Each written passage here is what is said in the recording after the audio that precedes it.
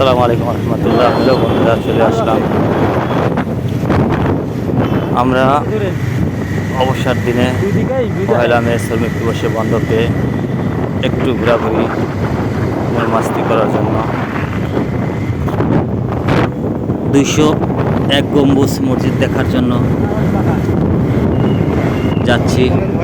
দুই ধারে আনারসের ক্ষেত, খুব সুন্দর অপরূপ দৃশ্য, সেই সাথে রাবার বাগান, বানর দেখা,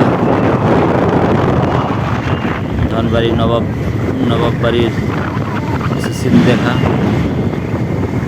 খুবই ভালো লাগার দৃশ্য। আমরা মোটরসাইকেল ট্যুরে বের হয়েছিলাম, খুবই ভালো লাগলো, অসাধারণ। এই জন্য মাঝে মধ্যে বের হতে হয়, তাহলে মনটা ভালো থাকে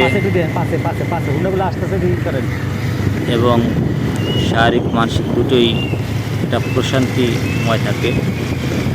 আমাদের আরও সঙ্গী সাথী মোটরসাইকেল নিয়ে আসতেছে আমাদের সাথে, ইনশাল্লাহ আমরাও এগিয়ে চলছি।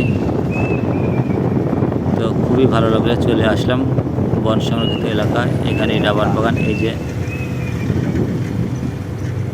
এটার পাশেই রাবার বাগান, মাশাআল্লাহ। আমরা দাঁড়ালাম, স্থির হচ্ছি কি করা যায়।